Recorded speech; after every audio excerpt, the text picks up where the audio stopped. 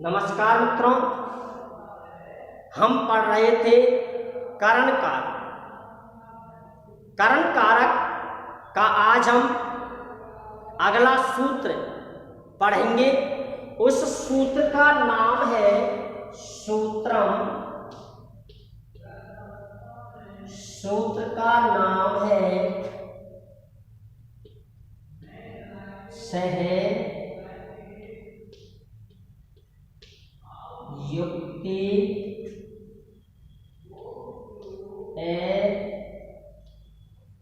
प्रधान, यानी सह के योग में। किसके योग में? सह।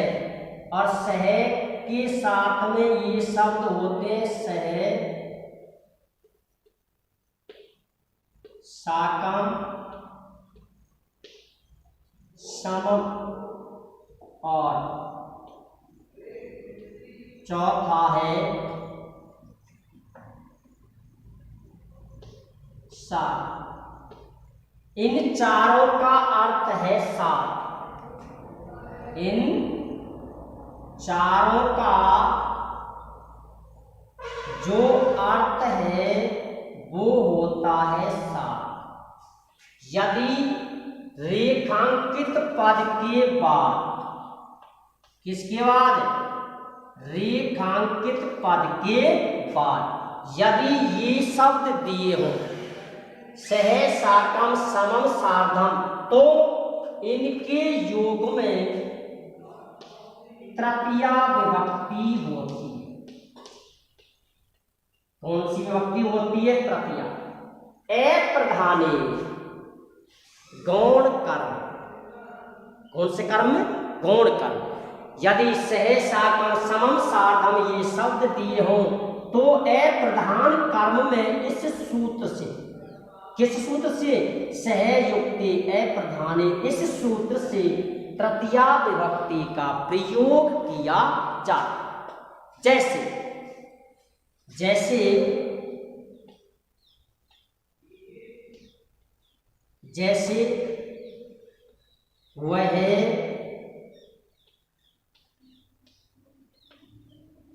अपने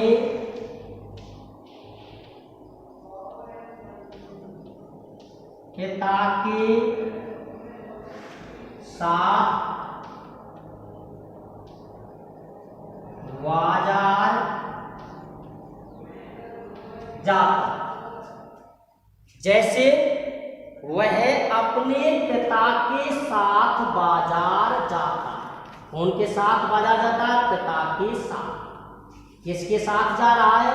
पिता के साथ। तो देखिए, सह, स्वयं, पित्रा,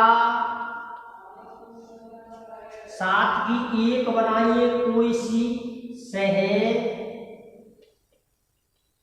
आपणम, गच्छ।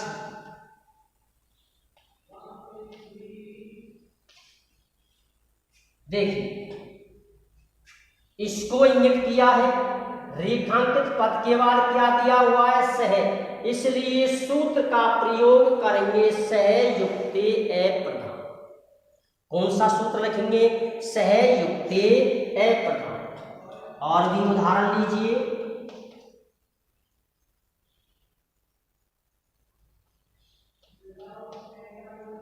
किम त्वम, क्या तुम, सदैव, हमेशा, मित्रई, सह, पठन्ति।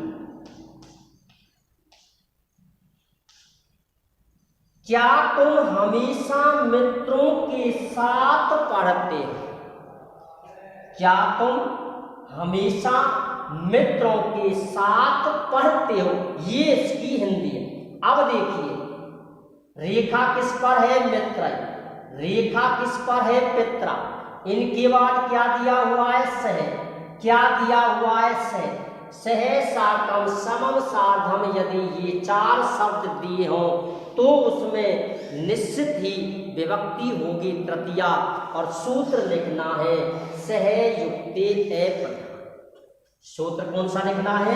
सह, आपको उत्तरम लिखना है सह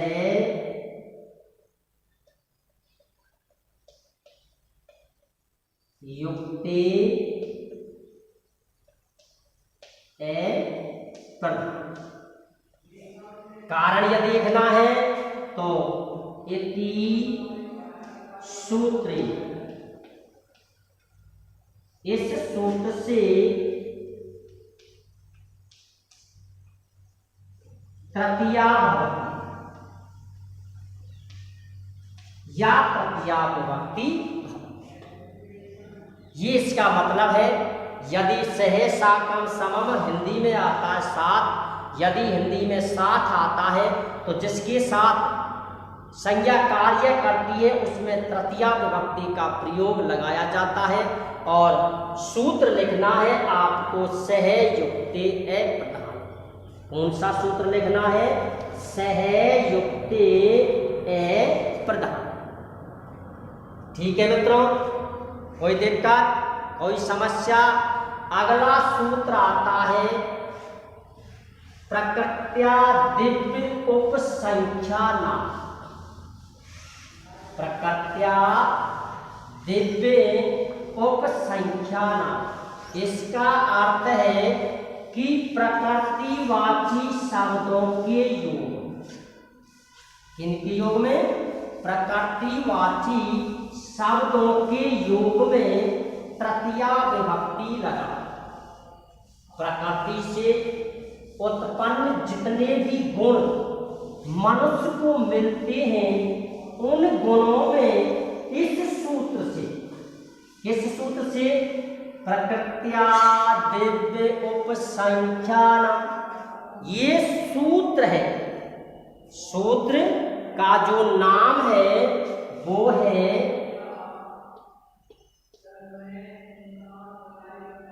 सूत्रम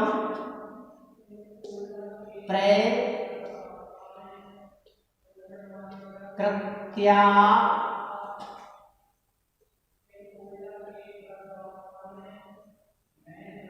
दिव्य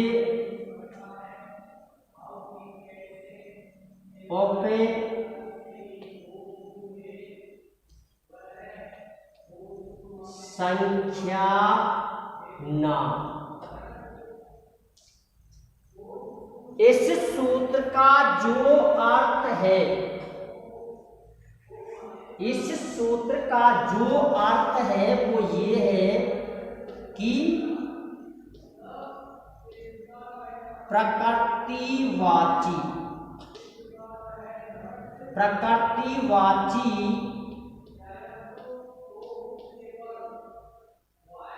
शब्दस्य योग। देखिए मित्रों, जिसको जैसी आवश्यकता हो वो उसी प्रकार से उसका कारण लिखे। सूत्र के द्वारा भी कारण लिख सकते हो, सूत्र के द्वारा भी कारण लिख सकते हो, और उसको इस प्रकार से भी कारण लिख सकते हो। प्रकृतिवाची शब्दस्य योगे तृतीया विभक्ति।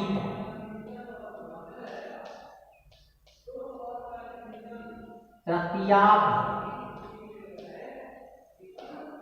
ये कारण भी बन गया और ये इसका सूत्र का नियम भी बन गया या भावार्थ भी हो गया। प्रकृति से उत्पन्न जितने भी गुण होते हैं, प्रकृति से मनुष्य को जो गुण प्राप्त होता है उन सभी गुणों में हम तृतीया लगा। जन्म से ही मनुष्य सर्वश्रेष्ठ होता है। जन्म के बाद मनुष्य जैसी संगति चलता है वो वैसा ही गुण ग्रहण करता है। लेकिन जन्म से पहले जो जीव होता है वह ईश्वर का अंश होता है। लेकिन मित्रों, जीव जब गर्भ में रहता है तो ईश्वर से प्रार्थना करता है कि हे ईश्वर, आप मुझे इस नरक से बाहर निकालिए, आप मुझे इस नरक से बाहर निकालिए। ईश्वर से प्रार्थना करता है, ईश्वर से गुजारिश करता है, निवेदन करता है, साष्टांग प्रणाम करता है कि हे भगवान, मुझे इस नरक से बाहर निकालिए। लेकिन मित्रों, गर्भ से बाहर आने के बाद,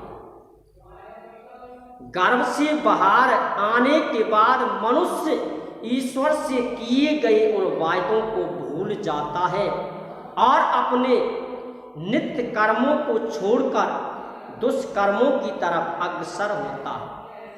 इसलिए मित्रों, आप हमेशा सत्कर्म करें, दुष्कर्म ना करें। गर्भ में जो ईश्वर से प्रॉमिस जो किया था, उस प्रॉमिस को निभाएं, क्योंकि किसी विद्वान ने कहा है कि संसार सागर है अगर, ये संसार जो है वो सब कुछ है और उसमें एक ये भी लिखा है कि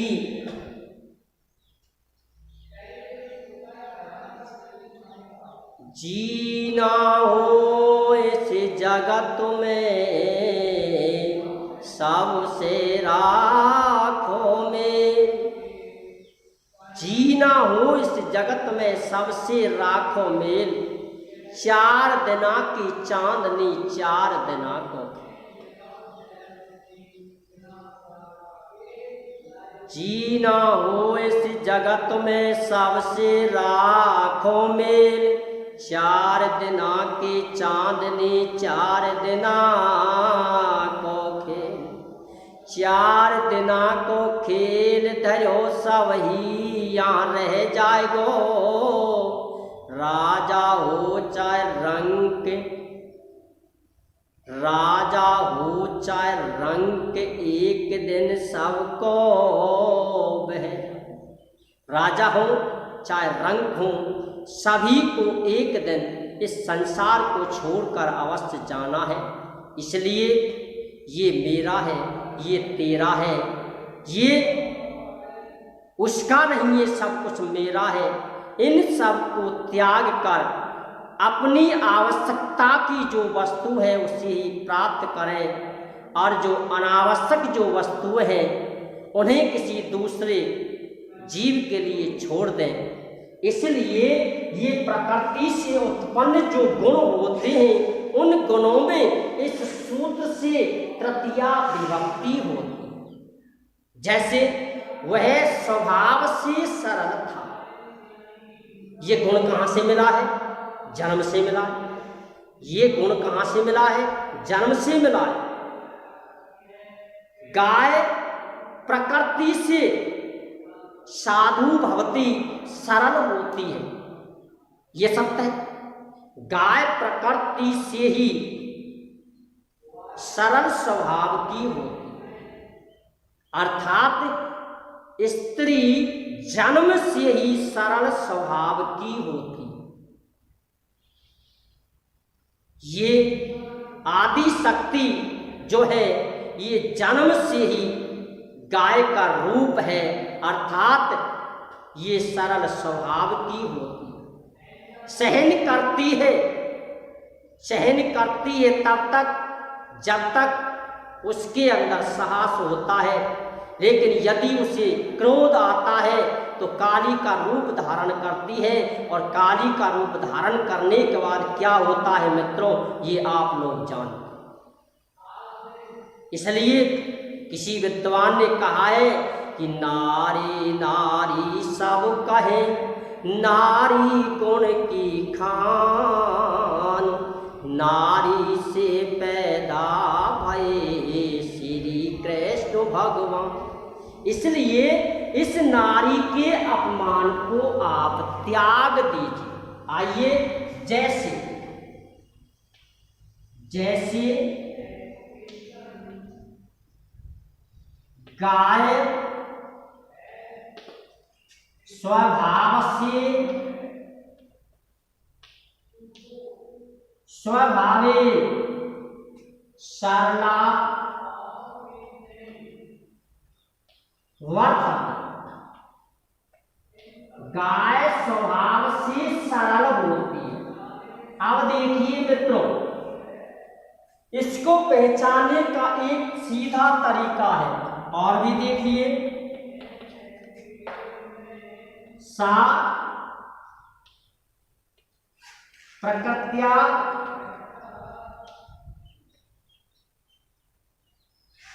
प्रकृति से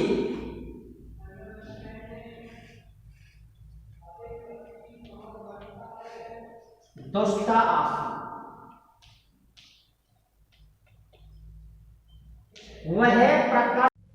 इसलिए प्रकृति और स्वभाव, इन दोनों शब्दों पर यदि अंडरलाइन दी हुई हो तो आपको सूत्र लिखना है प्रकृत्या दिव्य उपसंख्या नाम, और जो कारण जो लिखना है वो इस प्रकार से भी लिख सकते हो कि प्रकृतिवाची शब्दस्य योगे तृतीया भव। कौन सी होती है? तृतीया। ये इस सूत्र का भावार्थ। अगला जो सूत्र है वो सूत्र है अपवर्गीय तृतीया।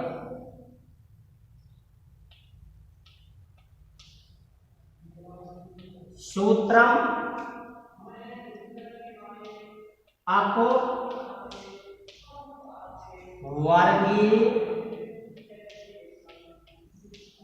तृतीया, ये सूत्र है।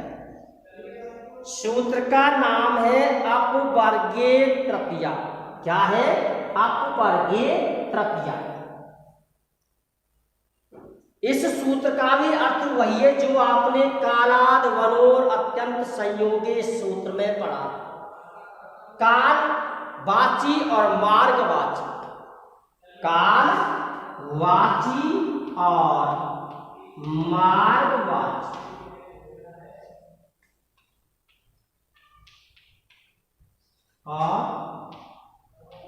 मार्गवाची, इनका संबंध किससे होता है? क्रिया से। इनका संबंध किससे होता है? क्रिया से। नित्य संबंध हो द्वितीया लगाते हैं, नित्य यदि संबंध हो तो द्वितीया लगाते हैं। लेकिन नित्य संबंध हो, कैसा संबंध हो? नित्य संबंध हो, लेकिन फल प्राप्ति का कोई संदेह नहीं। नित्य संबंध हो, क्रिया के साथ कालवाची और मार्गवाची शब्दों का नित्य संबंध हो, परंतु फल प्राप्ति का कोई संदेह नहीं। क्या होती है? फल प्राप्ति इसमें होती है, और कर्म कारक जो होता है उसमें फल प्राप्ति नहीं। फल प्राप्ति यदि होती है, फल प्राप्ति, इसका मतलब है कि जहां फल प्राप्ति का संदेह नहीं हो, वहां तृतीया लगाते हैं, और संदेह जहां रहता है वहां तृतीया लगता है। जहां फल मिलता है, जहां फल मिल जाता है वहां तृतीया लगाते हैं, और जहां फल में कुछ शंका बनी रहती है कि मिले ना मिले, आज मिले या कल मिले या परसों मिले, तो वहां द्वितीया विभक्ति का प्रयोग किया जाता है। ये दोनों सूत्रों का अंत है। कालाद वनोर अत्यंत संयोगे, वहां फल प्राप्ति में संदेह होता है, और अपवर्गीय तृतीया यहाँ फल प्राप्ति में संदेह नहीं होता। यदि संदेह नहीं होता है तो वहां तृतीया लगाते हैं, और संदेह जहां होता है वहां तृतीया लगाते हैं। उदाहरण भी मैं यही आपके लिए देता हूं। जैसे जैसे से मासेन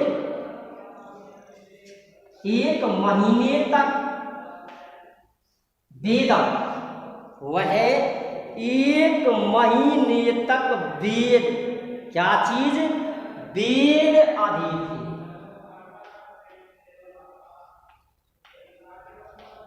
वह एक महीने तक वेद पढ़ता। क्या पढ़ता है मित्रों? वेद पढ़ता है, और वेद पढ़ने से फल प्राप्त होता है। वेद पढ़ने से मनुष्य को फल प्राप्त होता है।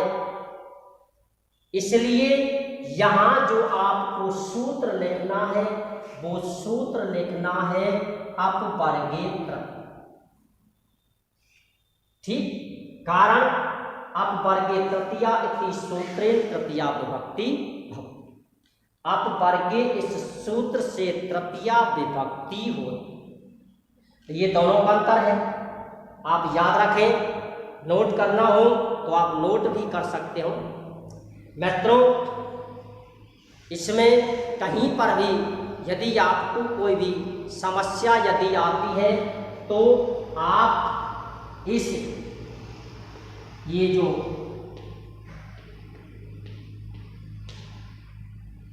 नंबर है, इस नंबर पर आप संपर्क करें। 9982160603। यदि कोई भी कहीं पर भी यदि आपको समस्या आती है तो ये नंबर लिखा भी हुआ है, इस पर आप संपर्क कर सकते। ठीक, कितना है? 9982160603। ये अपवर्गे तृतीया और कालाद वनोर अत्यंत संयोगी, इन दोनों सूत्रों का अर्थ है, अर्थात भावार्थ है। इसके बाद अब इस कारक का एक सूत्र बचा हुआ है, उसे भी हम कराए देते हैं। उस सूत्र का नाम है हेतु। सूत्र का नाम है हेतु, मात्र अंतिम सूत्र है हेतु।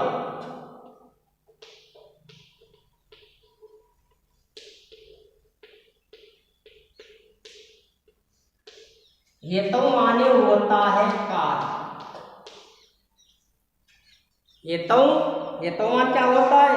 कारण, अर्थात कारणवाची शब्द में, किसमें? कारणवाची शब्दस्य योग। कारणवाची शब्द के योग में तृतीया लगाते हैं। कौन सी लगाते हैं? तृतीया लगाते हैं। जैसे जैसे पुण्य से, पुण्य यश है वर्धत। जैसे पुण्य से यश बढ़ता है, पुण्य से क्या बढ़ता है? यश, या पुण्य से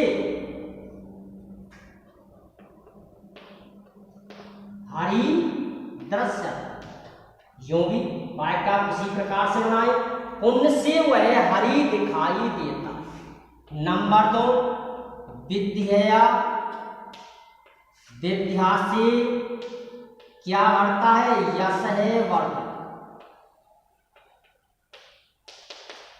विद्या से यश बढ़ता है। इसमें विद्या क्या चीज है? कारण। पुण्य क्या चीज है? कारण। कारणवाची शब्दों को यदि इंगित किया गया हो तो वहां कारणवाची शब्द के योग में, कारणवाची शब्द के योग में तृतीया विभक्ति का प्रयोग किया जाता। एक इसका जो अंतिम नियम है वो ये है कि सम प्लस ज्ञा, ये धातु है। सम प्लस ज्ञा धातु के योग में, सम प्लस ज्ञा धातु के योग में विकल्प से